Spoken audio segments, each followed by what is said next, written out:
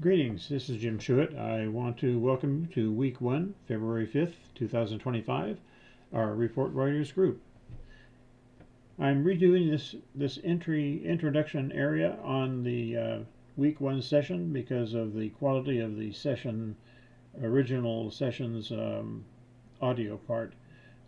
So this will be short, but the other parts of this are already recorded and put on YouTube, awaiting your review. So let's get started. I'm going to do a little bit of housekeeping. First, we checked to see if everything was working with all the attendees, and they seem to be. The tools, I asked if you got my book already, and they said that they had, and they have their Sage screens open. And so let's go on to the next one. Also, that all sessions are being recorded. Each week will be provided for review. And the assumptions. All of our students, all of our members that are attending, pretty much have no experience in Report Writer. Some of you do have some, and I promise you that you will learn more, even though you have some experience. And I also wanted to include the introductions to our members.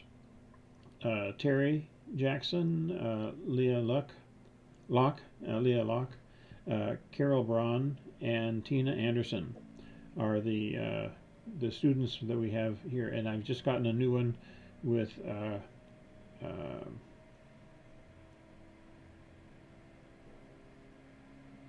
Courtney Heil.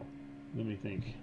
Anyway, and she'll be attending starting in week 2, but we'll get today's session. Courtney Heil. And then the others that are listed here are supervisors for them, and they are invited to attend on any times that they have a chance to and participate. So then we'll go on to our next intro page, and I just want us to have just a little bit of fun before we get started. Mostly teaching you about some of the tips and tricks that are available that most people just don't know about in using Sage 100 Contractor. And I have a whole bunch of these. We'll cover a couple of them right now to help you with your Sage process. Now let me ask a question. Have you ever heard of the Sage wildcard feature? A lot of shaking of heads. How about the triple escape feature?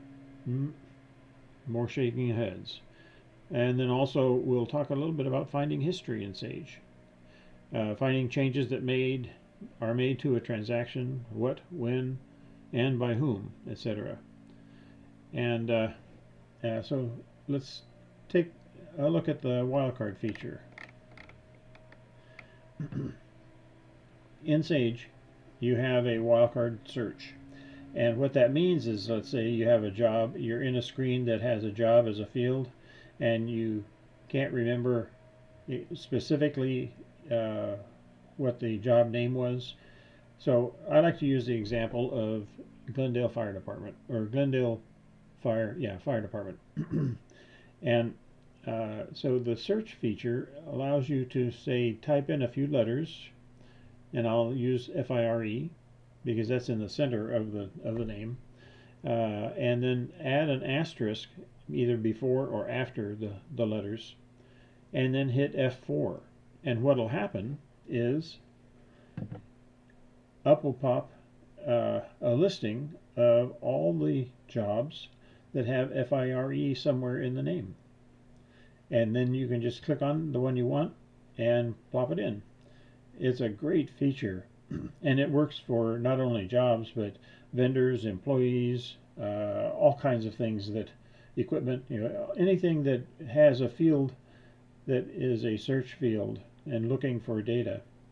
It does not work, let's say, in the job setup screen or the vendor setup screen, but in the screens that have those fields and you need to plug in the one you want, it works great.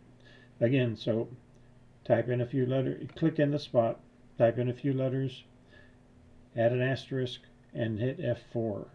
hitting F4 is the key. And you'll see this is a great feature that you'll use all the time. Now let's talk about the triple, what I call the triple exit. This is sort of like what my menu in Sage looks like, much like this over here. And it's stretched out, and for years I went and click, click, click, click, click, click, click, click, trying to close it all down. And I finally learned from watching a client, and I learn so many things when I'm online with clients and watching how they are using things. All you need to do is hit escape 3 times. This whole thing will shrink up to its minimum length. You know, just the main listings. It's incredible. What a time saver too.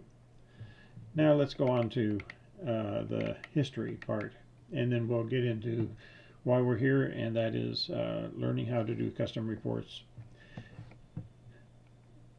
If you're looking for history in Sage, in other words, something's happened to a transaction and you can't find out why. Well, many of the screens have a history section up here. Let me make this bigger if I can. There. One more. Okay, so right up here you've got view, and you've got 2 types of history. And if you click on either one, you're going to get data that shows, you know, who did it, when did they do it, what did they do, so that you can drill down into things to make assessments and corrections when needed. So the history is really there on many of the screens, and right there, and mostly unobserved by most people. So that's that. Let's go back to why we're here. Okay, now we're going to do a custom report and the report form in this weekly session. And I want to do both completely. There'll be simple ones, but I want you to get the sense that even after just one lesson, you will be able to go in and start making your own reports. And so that's what we're going to do today in what time is remaining. And it's going to be kind of fast-paced, and you'll need to review it in the videos to catch everything, but to keep us within the hour, I will need to go pretty quickly. And so what we're going to do is first describe the components of a report. So in a Sage menu, you've got the listing of reports here, and this field which says report form. And what that does is require you to choose both to run the report. Now, many times the report form is hard-coded to a particular report and you don't have to worry about it. But sometimes it isn't. So let me just say that the report form is the report is the piece of paper or that the report is on, or it's the header and the footer. The custom report is the data part of the report that fills in into the form. So let's go to Sage. We're going to do our demo now.